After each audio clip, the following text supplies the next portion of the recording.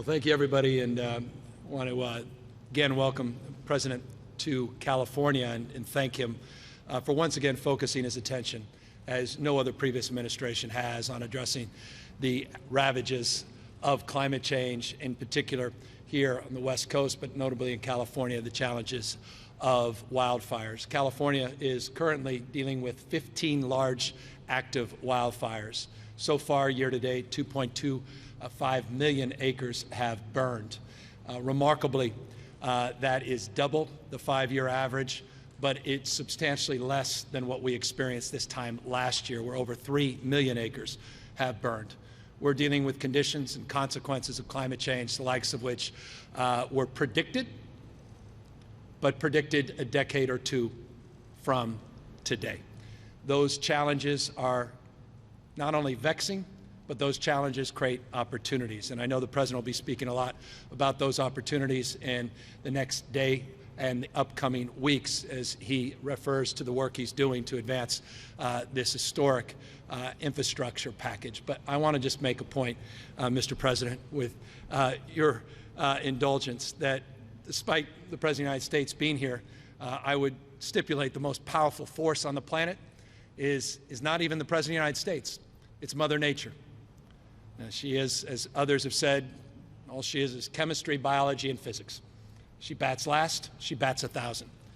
We are dealing with extremes the likes of which we've never dealt with in our state's history, including the most extreme weather in terms of the hottest summer we have ever experienced in California's history between June and August. A West Coast drought that some have referred to as a mega drought that arguably began in 2000.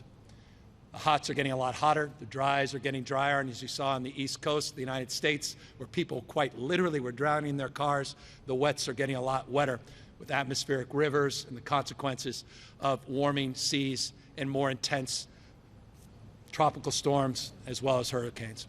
And so I'm here sobered by the challenges and that reality, but also, as I noted, optimistic by not only California's capacity to work through situationally, and we are. The Calder fire that we just visited that took the town of Grizzly Flats, that fire now is 67% contained. The Dixie fire now about 3/4 contained.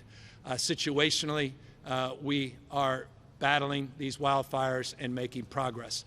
But the sustainable mindset we have is to address these smash-mouth realities and to lead the conversation anew in this country to radically change the way we produce and consume energy and to continue to lead our nation-leading efforts as it relates to low-carbon green growth.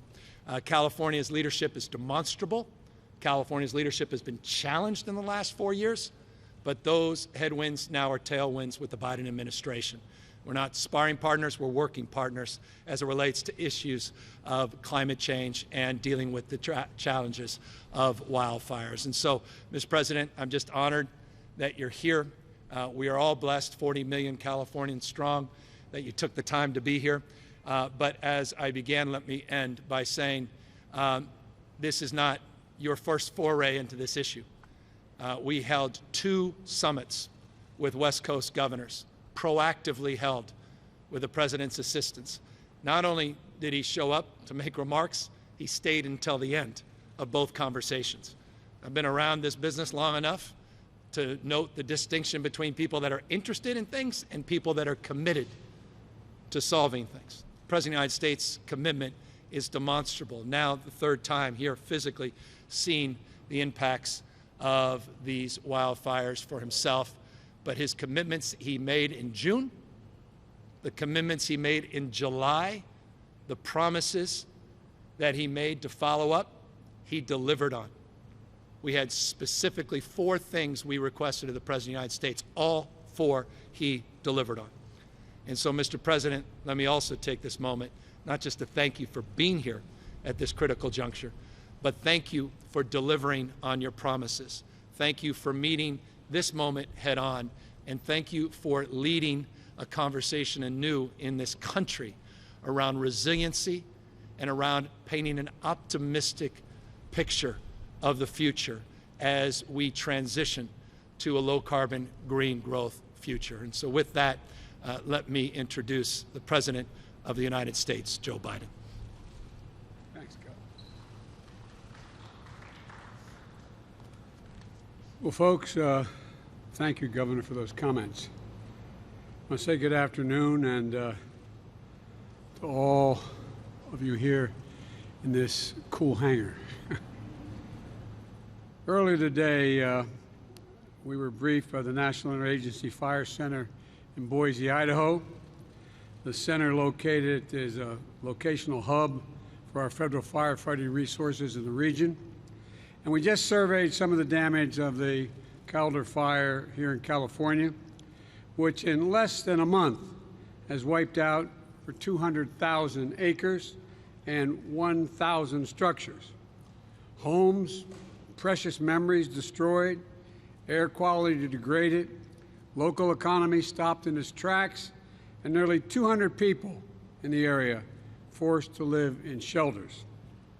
Everyone in Northern California knows the time of the year when you can't go outside, when the air will be filled with smoke, and the sky will turn a apocalyptic shade of orange.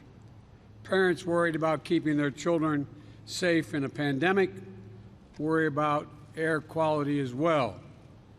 Thus far, the nationwide over 44,000 wildfires have burned nearly 5,300,000 acres, roughly the size of the state of New Jersey. In California, this year more than 2.2 million acres have burned. The Dixie Fire burned nearly 1 million alone, and we're working closely with Governor Newsom to make sure California has every resource available to keep families safe. And the governor has led his state with poise and strong leadership. He's been an innovator in items for long-term solutions, and he and I are both optimistic. These fires are blinking code red for our nation. They're gaining frequency and ferocity, and we know what we have to do. And it starts with our firefighters, putting their lives on the line in rugged and dangerous conditions. I never forget coming out to Arizona in 2013 to speak at the memorial of the 19 Granite Mountain hotshots who gave their lives. Firefighters are unmatched in their bravery. That's why I took the action I did in June to ensure that all federal firefighters earn at least the minimum wage, and we're working on fundamentally changing the benefits that are available to them. FEMA has approved 33 fire management assistance grants to help Western states pay for the cost of fighting these awful fires. We used the Defense Production Act to address the shortage in fire hoses. Because of the pandemic, we found ourselves in a situation where there's a backlog in an awful lot of things. We restarted the idle production line in Oklahoma, bringing back to work and delivering thousands of feet of new fire hoses to the front lines. Hard to believe, short on fire hoses. In addition, we've tapped DoD, the Department of Defense, for 10 aircraft, 20 C-130s, a modular airborne firefighting systems with those systems, and to help our fire suppression, the RC-26 aircraft to provide critical imagery from space. They're based in California, and they've now flown over 1,000 missions across the West. 250 active duty military troops on the ground at Dixie Fire in California, working alongside firefighters. We're sharing satellite imagery to help detect and monitor fire growth. And the EPA is using new technology to deliver fire, smoke, and air quality information directly to people's cell phones. Our friends from Canada and Australia are providing help through both firefighters as well as aircraft. And my Build Back Better plan includes billions of dollars for wildfire preparedness, resilience, and response, forest management to restore millions of acres, and to protect homes and public water sources. This bipartisan bill includes more than $8 billion to increase resilience in wildfires. And to that, counting resolution packages include, the continuing resolution packages include $14 billion in disaster needs, including $9 billion for communities hit by wildfire and drought. We're not going to leave these people in distress. We know that decades of forest management decisions have created hazardous conditions across the western forest. But we can't ignore the reality that these wildfires are being supercharged by climate change. It isn't about red or blue states. It's about fires, just fires. In the past 2 weeks, I've been to Louisiana, where Hurricane Eta hit, and with winds up to 179 miles an hour gusting. New Jersey and New York, walking down the streets, main streets, meeting with families and first responders, seeing the destruction of these disasters caused, dreams crushed, lives interrupted. Scientists have been warning us for years that extreme weather is going to get more extreme. We're living it in real time now. Extreme weather cost America last year $99 billion. Let me say it again. Extreme weather in the United States cost the United States of America a total of $99 billion. And this year, unfortunately, we're going to break that record. It's a devastating loss to our economy and for so many communities. When we fail to curb pollution from smokestacks and tailpipes and continue to use fossil fuels as we do, we increase risk that firefighters face. But each dollar we invest in resilience saves up to $6 down the road when the next fire doesn't spread as widely, and those investments also save lives. When I think about climate change, I think about not the cost, I think about good paying jobs they'll create, but I also think about the jobs we're losing due to impacts in the supply chains and industries because we haven't acted boldly enough. We have to build back, and you've heard me say it 100 times, not just build back, but build back better as one nation. We got to do it together. We'll get through this together. We just have to keep the faith.